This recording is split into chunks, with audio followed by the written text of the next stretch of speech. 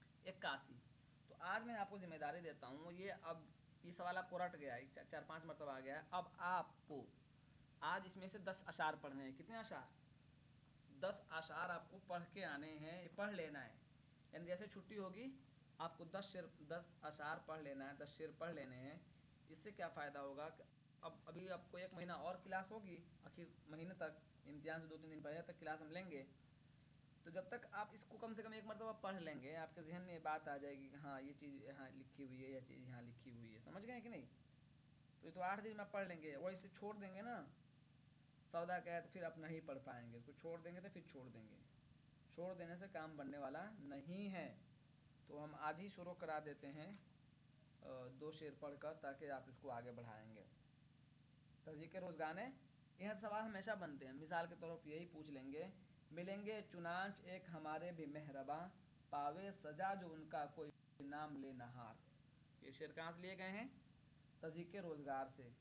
या इसी तरह और देख लीजिए, कानून फाकों से हिन हिनाने की ताकत नहीं रही, घोड़ी को देता है तो पावे है बार बार।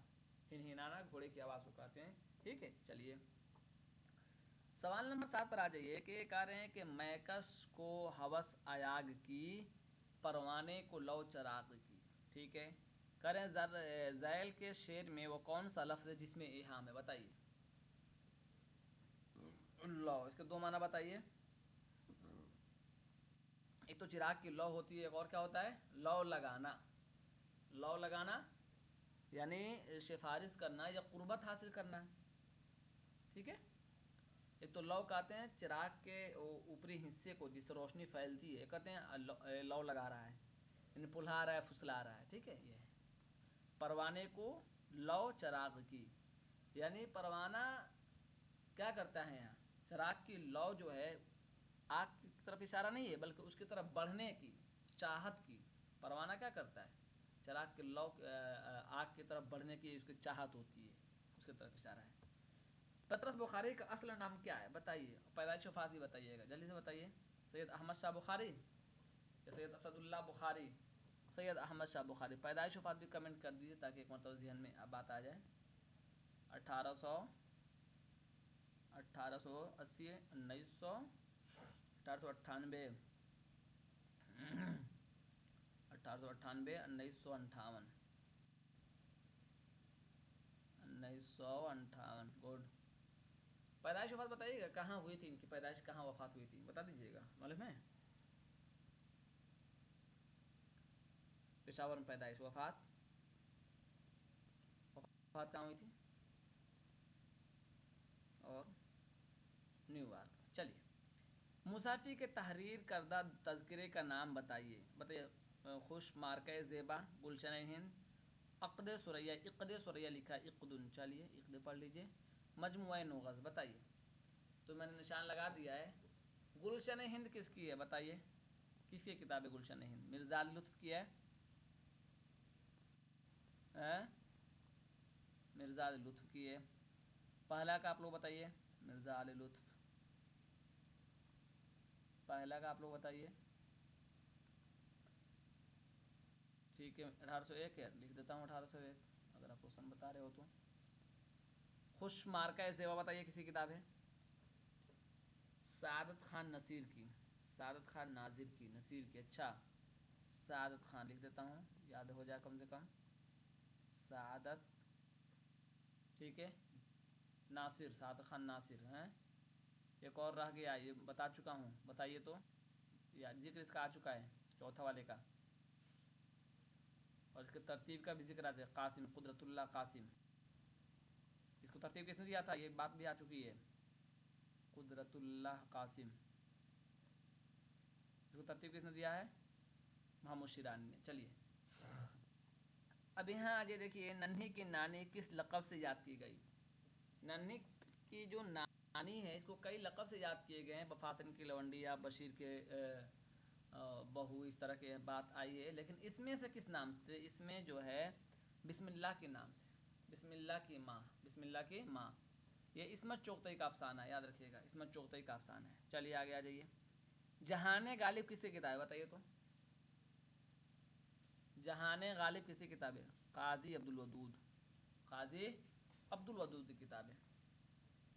12 नंबर पर आ जाइए, किस मसनवी के ज़ैली उन्वानात शेर से कायम किए गए हैं। ये देखिए सवाल थोड़ा अहम है, ये सवाल थोड़ा आपसे अहम पूछ लिया है, बताइए। देखते हैं कितने लोग सही बताते हैं, थोड़ा ये अहम सवाल पूछ लिया है। चलिए सब लोग जवाब दीजिए, सब लोगों का जवाब एक दूसरे से मिलता हुआ आ रहा है। चलिए, और और दक्कन की शख्सियत ने दक्कनी सवाल का जवाब बहुत अच्छे से दिया है, फूलबन, समरीन ने दिया है फूलबन। फूलबन के बारे में कहा जाता है कि इसके सारे मिसरे ऐसे हैं कि अगर जोड़ दिया जाए तो मसनवी का खुलासा आ जाता है, समझ गए। तो फूलबन, फूलबन इसमें 6 किस्से हैं, 3 ज़िमनी हैं और 3 असल किस्से हैं, ठीक है। क्या है, आखिरी के 2 अशार इस तरह हैं, करेंगे जो मीरा यूं फूल बन सैर, कहूँ यक बरगी कर आकिबत खैर, किया मैं ख़त्म हातिम के करम सूँ, मोहम्मद मुस्तफ़ा मौला अल अजम सूँ। ये इसका आखिरी शेर है। और आगे कह रहे हैं कि ये अब्दुल्ला कुतुब शाह के मदह में 38 अशार लिखे गए हैं। अब्दुल्ला कुतुब शाह के मदह में कितने अशार लिखे गए हैं? 38 अशार लिखे गए हैं। और ये टेक्निक जो है किस्सा दर किस्सा है, किस्सा दर किस्सा है, किस्सा दर किस्सा है। चलिए, ये तो बुनियादी बातें आपको याद होनी चाहिए। आगे आ जाइए। शिबली की नज़्म सुबह उम्मीद को मुसद्दस हाली पर तरजीह देने वाला नक्काद कौन है? ये आप जानते होंगे, कलीमुद्दीन अहमद ने इसी बात कही है, कलीमुद्दीन अहमद। आगे आ जाइए, ये बताइएगा, देखते हैं बताते हैं कि नहीं। उर्दू शायरी में एक कैटस पैदा हुआ था जिसे तरक्की पसंद भेड़िए उठा ले गए। जाफ़र अली असर खान ने किस शायर के ताल्लुक़ से ये बात कही थी? फैज़ अहमद फैज़, मखदूम मुहिउद्दीन, मजरूह सुल्तानपुरी, मजाज लखनवी। बताइए तो। असरारुल हक़ मजाज के बारे में ये बात जाफ़र अली ख़ान असर ने कही थी, असरारुल हक़ मजाज के बारे में। इनकी पैदाइश वफ़ात मालूम है आप लोगों को? इनके पैदाइश वफ़ात मालूम है? जल्दी से बताइए, कमेंट कीजिए। थोड़ा देख के आया कीजिए, पढ़ने में मन नहीं लगाएंगे ना तो नहीं हो पाएगा मामला, ये जान लीजिए आप। अगर अच्छा कहलाना चाहते हैं, अपने आप को सलाहियतमंद कहलाना चाहते हैं, तो मेहनत करनी पड़ेगी। क्योंकि ये वो चीज़ है जिसको आप पैसे से नहीं खरीद सकते, कि कोई आपको आपकी अच्छाई बयान करे, आप बहुत सलाहियतमंद हैं, बहुत काबिल हैं। ये सब चीज़ें, ये आपकी मेहनत पर इन्हिसार है कि आप किस कदर मेहनत कर रहे हैं। जिस कदर 12 लिखा के 11 लिखा था, मेहनत जितनी करेंगे ज़माना उसका फ़ैसला करेगा कि आप कितने काबिल हैं, समझ गए। तो मेहनत कीजिए, और अभी से नहीं मेहनत करेंगे तो पढ़ाने के ज़माने में भी जो है ना, लड़के कह रहे हैं फालतू में बकवास करते हैं सिर्फ। आपको लगेगा कि बहुत काबिल हैं, लेकिन वक्त बताएगा नहीं, आपने पढ़ाई नहीं मेहनत से। चलिए, तरक्की पसंद मुसन्निफ़िन की दूसरी कुल हिंद कॉन्फ्रेंस की सदारत किसने की थी? सज्जाद ज़हीर। दूसरी पूछ रहा है प्रेमचंद, मुल्कराज आनंद, सरोजनी नायडू। तो ये बात सही है, मुल्कराज आनंद ने 1938 में। चलिए, एक सवाल हमें देखिए, 38 लिखना था मुझे, क्या लिखा गया? 1938, ये 38 समझ लीजिए आप, 1938, ठीक है। मैं मिटा ही देता हूँ, इतनी काहली किस बात की। ये बताइए कि सरोजनी नायडू किस जलसे में शिरकत की थी? सरोजनी नायडू किस जलसे में शिरकत की थी, बताइए, देखते हैं। सरोजनी नायडू किस जलसे में शिरकत की थी, बता, देखते हैं आप लोग पढ़ कर आ रहे कि नहीं। चौथे जलसे में, चौथा ऑप्शन में, चौथे जलसे में। पढ़ के नहीं आएंगे तो कैसे काम बनेगा। चलिए, सवाल नंबर 16 में आ रही है, मसनवी कदमराव पदमराव में कदमराव का राजा कहाँ का था? बताइए तो। महबूब नगर, हीरा नगर, रामनगर, कदमरगढ़। बताइए तो, सब लोग कमेंट कीजिए। हीरा नगर, हीरा नगर का राजा था। उर्दू की पहली मसनवी कौन सी है, या उर्दू की पहली किताब कौन सी है? बताइए तो। उर्दू की पहली या मसनवी या पहली किताब कौन सी है? इसका मुरत्तिब कौन है? इसका मुरत्तिब कौन है, बताइए। कदमराव, इसका मुरत्तिब कौन है? कदमराव पदमराव का मुरत्तिब कौन है? किसने तरतीब दिया था? ये जानना जरूरी है ना। बताइए। एक दिन किसी ने भेजा भी था, सब लिख कर, जमील जालवी और नसीरुद्दीन हाशमी ने। जमील जालबी और नसीरुद्दीन हाशमी ने। बहुत अच्छा। जमील जालबी ने इसके बारे में कहा था कि उस दौर की सबसे पहली तसनीफ़ जो अब तक दरियाफ्त हुई है फ़खरुद्दीन निज़ामी की कदमराव पदमराव है। हो सकता है ये सवाल पूछ ले, किसने कदमराव पदमराव की अव्वलियत में ये बात कही है कि उस दौर की सबसे पहली तसनीफ़, सीधे कहा तसनीफ़ी का, यानी उर्दू की सबसे पहली तसनीफ़ जो अब तक दरियाफ्त हुई है वह कदमराव पदमराव है। तो ये जमील जालबी ने यह बात कही है, ये आपको याद रखना होगा। ठीक है, चलिए 1032 आशार हैं, 1033वां आशार इसमें नामुकम्मल हैं। आगे आ जाइए कि नज़्म शमो शायर इकबाल के किस मजमूए में शामिल है। कमेंट कीजिए तो ज़रा देखते हैं। बांगे दरा बता रहे हैं आप लोग, सब लोग कमेंट कीजिए, कोशिश कीजिए सब लोग।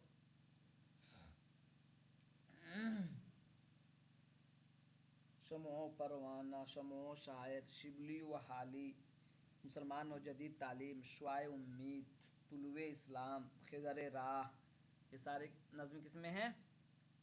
ये सब नज़्म किस में हैं? बांगे दरा में है। और बांगे दरा का सन क्या है, बता सकते हैं? बांगे दरा का सन क्या है? सन बता दीजिए एक मतलब कमेंट करके, आपको तो मालूम ही होगा आप लोगों को। बांगे दरा 1924 में, 1924 में। बांगे दरा की पहली नज़्म कौन सी है? हिमाला है। बांगे दरा की पहली नज़्म कौन सी है? 28 आपने गलत लिखा है, 28 नहीं है, देख लीजिएगा उसको। बांगे दरा की पहली नज़्म कौन सी है? हिमाला है। और इसकी आखिरी नज़्म है तुलुए इस्लाम। चलिए इसी तरह बात, ये बांगे दरा के बाद बाल जिब्राइल 1935 है। बाल जिब्राइल 1935 लिख देता हूँ सिर्फ, आप पकड़ लेंगे, 35 है। तो इसी तरह ज़रब कलीम 1936 है और अरमगान हिजाज 1938 है।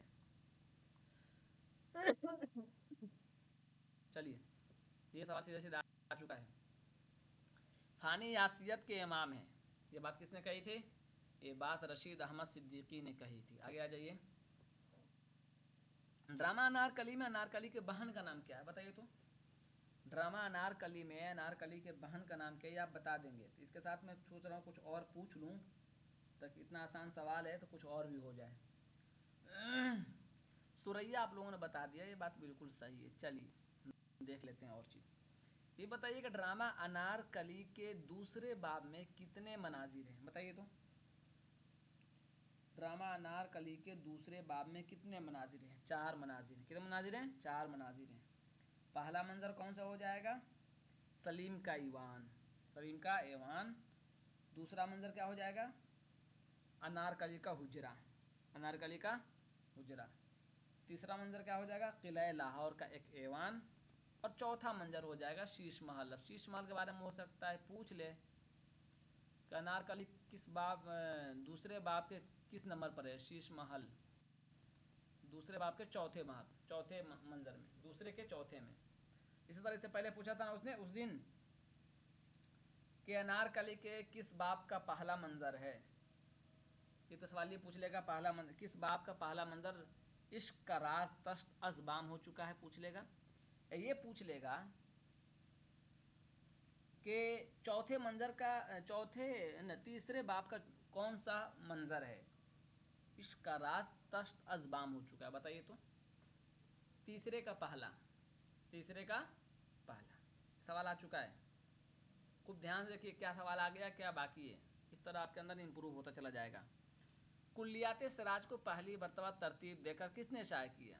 अब्दुल कादिर सरवरी ने, अब्दुल कादिर सरवरी ने। अब देखिए एक शेर आ गया यहाँ, अरे वाह सुलह हुई तो क्या, वही आग दिल में भरी रही, वही खू रही, वही बू रही, वही फितरत बशरी रही। फितरत बशरी इंसानी चाल, इंसानी रंग ढंग, ये सिराज औरंगाबादी का ये शेर है। चलिए बहुत अच्छा शेर है। ये देखिए, खालिक ने दिए थे 4 फर्जंद, दाना आकिल जकी खिरदमंद, बताइए तो।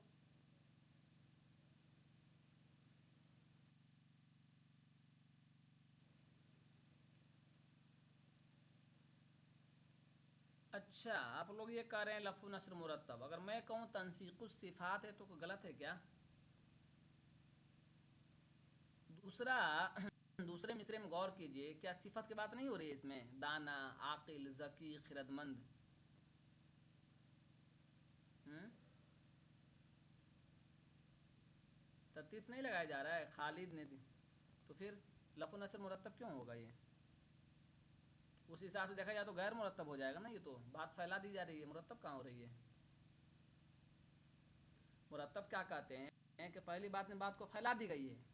और ये शेर इस तरह था कि दाना, आकिल, जकी, खिरदमंद, खालिद ने दिए थे 4 फर्जंद। तब इसको हम कहते हैं कि लफ व नशर मुरतब, न गैर मुरतब हो जाता उस तरह।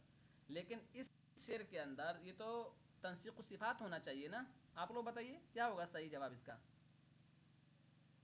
खालिक ने दिए थे 4 फर्जंद, दाना, आकिल, जकी, खिरदमंद।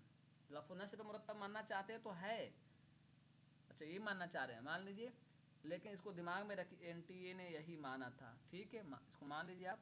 लेकिन इस पर भी गौर रखिएगा, इस पर गौर दीजिएगा कि इसी तरह के बिल्कुल हू बहू मामला रहेंगे और चीज़ों को अच्छी तरीके से तरतीब से बयान कर दिया जाएगा। चलिए यहाँ देखिए, ये मुझे समझ में नहीं आया सवाल, अगर आप लोगों के ध्यान में मालूम तो बताइए। प्रेमचंद के अफसाना मालिकन में शिवदास और राम प्यारे का क्या रिश्ता है, बताइए तो। ससुर और बहू का, सब लोग बताइए।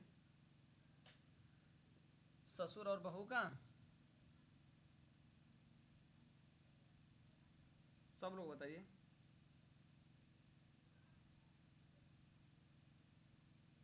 ससुर और बहू का, चलिए जैनब बता रही हैं ससुर, ठीक है, ससुर और बहू का। एक और सवाल आ गया आपके सामने, दावा और दलील का। इसको देखिए, समझने की कोशिश कीजिए। कह रहे हैं कि किला मुअल्ला में इब्तिदान ज़ौक़ दहलवी को मिर्ज़ा गालिब से बड़ा शायर तस्लीम किया जाता था। ज़ौक़ दहलवी को, बात सही है, इब्तिदान ये बात ऐसी होती थी।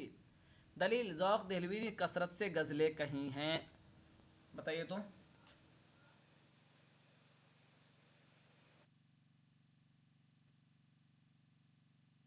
दोनों सही है? ये सही है, बताइए, देख लीजिए, समझ लीजिए आप लोग। वन सही, दावा गलत है। दावा तो बिल्कुल सही है। ज़ौक़ दहलवी ही तो आगे बढ़े थे, बाद में ना गालिब को जगह मिली थी। अच्छा, दावा से दलील गलत। ज़ौक़ ने कसीदे ज़्यादा पढ़े हैं। ज़ौक़ ने कसीदे पढ़े हैं बादशाहों के तारीफ़ में, गज़लें नहीं कही हैं ज़्यादा। ठीक है, तो दावा सही है और दलील गलत है। चलिए, नावी उमराव जान अदा में उमराव का पहला मुजरा किसके यहाँ होता है या कहाँ होता है? दिलाराम की बारादरी में, नवाब जाफ़र अली ख़ान के यहाँ, नवाब महमूद अली ख़ान के यहाँ, नवाब शुजाअत अली ख़ान के यहाँ। बताइए तो किसके यहाँ होता है?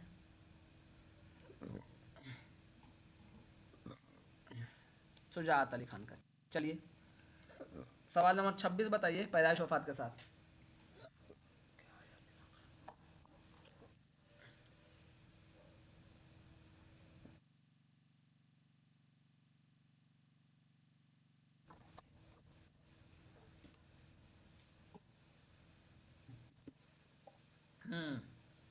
बिल्कुल सही,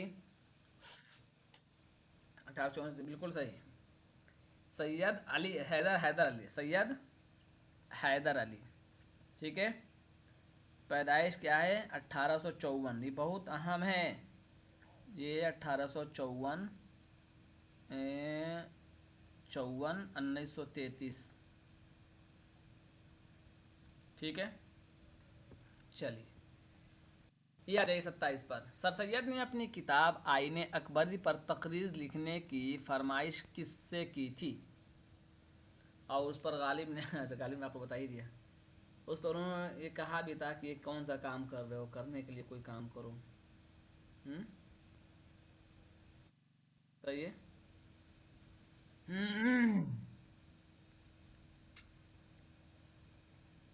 बताइए बताइए, सब लोग बताइए। मैं रुका हुआ इसीलिए इसलिए नहीं रुका हुआ, कुछ लोग बता दिए काम बन गया, बाकी लोग नहीं बताएंगे, ऐसा नहीं है। सब लोग कोशिश कीजिए, इसमें आपका ही फ़ायदा है, आपका ही फ़ायदा है, कोशिश कीजिए। गालिब बिल्कुल सही। आगे आ जाइए। कुर्रतुलैन हैदर के किस अफसाने के किरदार नुसरतुद्दीन आगा फरहाद बेग आगा फरहाद बेग और तुमार खान है? बताइए। सितारों से आगे, शीशे के घर, नज़ारा दरमिया है, ये गाजी, ये तेरे पुर असरार बंदे। बताइए, मालूम है? ये गाजी, ये तेरे पुर असरार बंदे। सवाल नंबर कितना है? 28। बिल्कुल सही। ये गाजी, ये तेरे पुर असरार बंदे, इसका सही जवाब यही है। ये इसके भी किरदार देख लीजिएगा। ये सब के जो किरदार जो है ना, सितारों से आगे, शीशे के घर, नज़ारा दरमिया है, ये गाजी, तेरे पुर असरार बंदे, तो यही जिम्मेदारी है कि सारे अफसाने किसके हैं? कुर्रतुलैन हैदर के। चलिए, नासिक से औसत अली रश्क का क्या रिश्ता था? भांजे, मुतबन्ना, शागिर्द, फर्जंद। बताइए तो, नासिक से औसत अली का क्या रिश्ता था? शागिर्द, नासिक के बड़े शागिर्द थे ये। फिर से एक तज़किरा पूछ लिया है आपसे, उम्दा मुंतखबा क्या है? तो तज़किरा है, तज़किरा शुअराए उर्दू है। किसका तज़किरा है ज़रा बताइए आप लोग। ये तज़किरा किसने लिखा? ये जानना भी तो ज़रूरी है ना, ये जानना ज़रूरी है कि ये तज़किरा किसने लिखा। बताइए।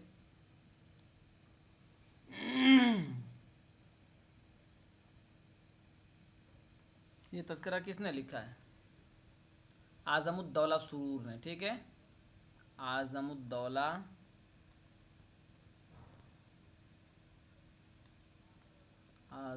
उद्दौला सुरूर ने ये तज़किरा लिखा है। ठीक है, मालिकन शिवदास ने भंडार की कुंजी अपनी बहुत प्यारी। सही, आपने पहले जुमला में देख लिया, रेख्ता में मुझसे देखने में गलत हो रही थी। चलिए, ये देखिए, आप लोगों ने ये नज़्म भेजी भी है कि अदले जहांगीर किसकी नज़्म है? अदले जहांगीर किसकी नज़्म है? बताइए।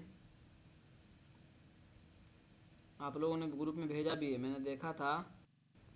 शिबली नोमानी की ये नज़्म है, कि ये नज़्म पढ़ता हूँ, ज़रा सुनिएगा। कुछ यूँ है, क़स्र शाही में के मुमकिन नहीं गैरों का गुज़र, एक दिन नूर जहाँ बाम पे थी जलवा फिगन, कोई शामत ज़दा रहगीर उधर आ निकला, गरचे कस्र में हर तरफ से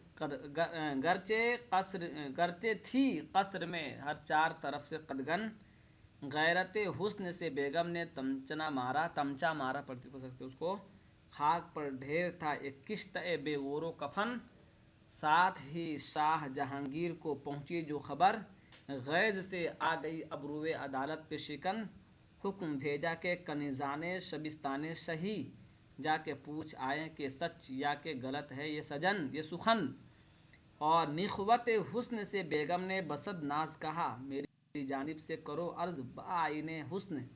तो ये पढ़ लिया कीजिए जब भी कोई भी भेजता है, ताकि पढ़ लेंगे तो यहाँ सवाल बनेगा, इसका जवाब दे देंगे। अब आगे आपके सामने सवाल आ गया है, एक रुपया एक फूल। बताइए ये किसका अफसाना है? एक रुपया एक फूल, ये कृष्ण चंद का अफसाना है। मेरे ख्याल से एक मरतबा ना हम लोग इसकी पैदाइश वफ़ात दोहरा लेते हैं। कृष्ण चंद 1914। आप लोग कमेंट करते चलिए फटफट। 1914, 1977, 1977। ठीक है, खाज उसको बताइए हयातुल्लाह अंसारी का। हयातुल्लाह अंसारी का जल्दी से कमेंट कीजिए। 1911, 1999। बेदी का बताइए। 1915। किसका? 87 बता दिया आप लोगों ने। 1911, 87। मैंने गलत लिख दिया क्या उनका? हयातुल्लाह अंसारी का पैदाइश वक्त कितना है? 1911, 1900। अच्छा, खाजा का। ठीक है ठीक है, वही तो मैं देख रहा हूँ।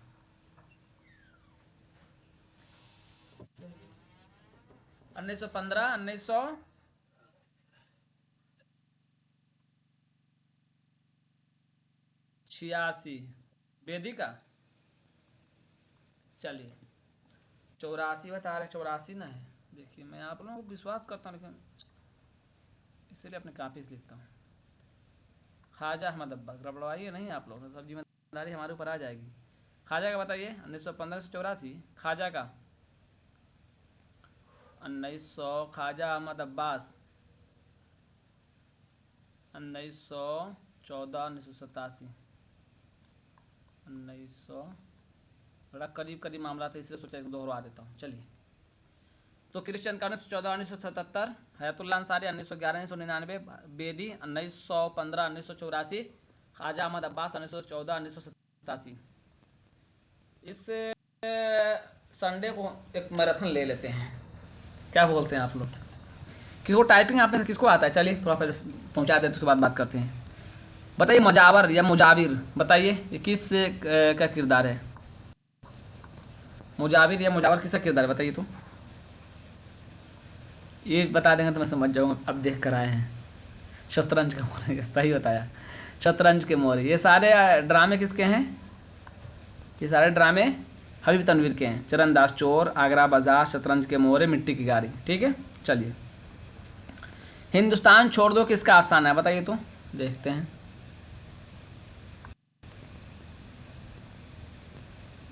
इसमत चुगताई। ठीक है, इसमत चुगताई का अफसाना हिंदुस्तान छोड़ दो।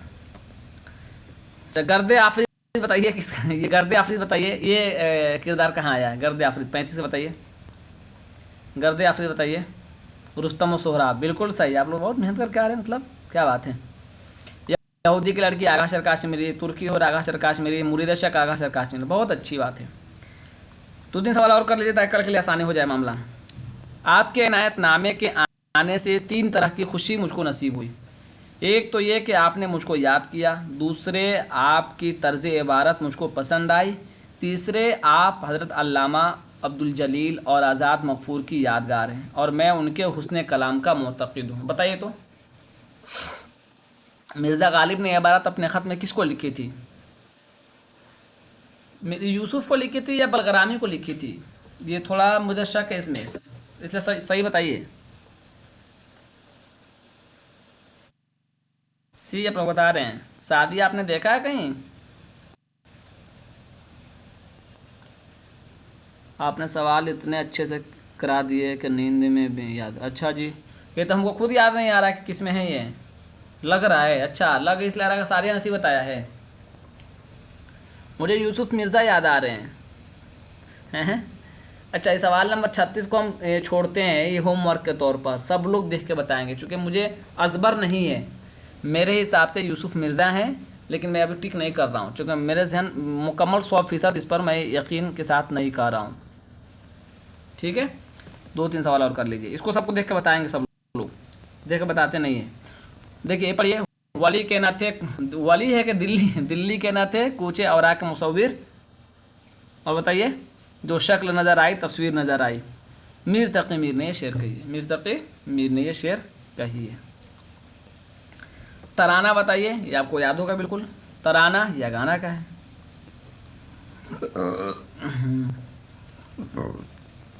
ये बताइए, किस तरह से हो तस्कीन शौक़ कैसा रंग, मिलेंगे आज हम उनसे रकीब से मिलके। बताइए,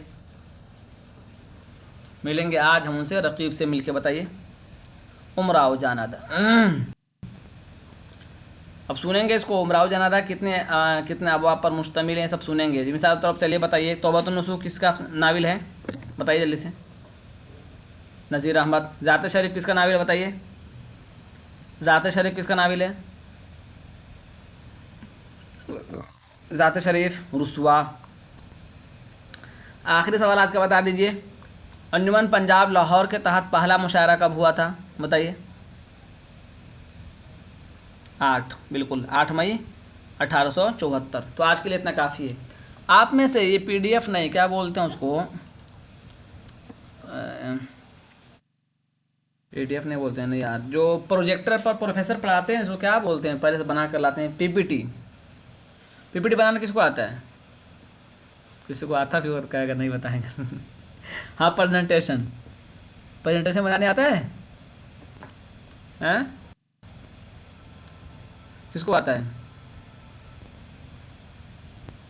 किसको नहीं आता है? जी थोड़ा बहुत मुझे आता है, पर पर आता है आपको? पर क्या होता है ये बताइए, अगर आता है तो मेरी हेल्प कीजिए आप लोग, ताकि मैं सवाल बना सकूं। सवाल बनाने का बड़ा बड़ा मसला यही है मेरे साथ। पिछले के पिछले में मैंने पूरे कंप्यूटर नहीं है, अच्छा कंप्यूटर दिलाना पड़ेगा, लैपटॉप नहीं है, अच्छा आरबीडी। पिछले के पिछले सवाल में मैंने तनकीद के सारे सवाल बना दिए थे पूरी किताब से, ए से लेकर जेड तक। लेकिन मसला ये है कि मुझे बनाने आता नहीं था लैपटॉप पर, उसकी वजह से सही नहीं हो पाया था। तो ये अगर हमें आ जाए तो हम आपको अच्छे सवाल बना के दे देंगे, हल करा देंगे।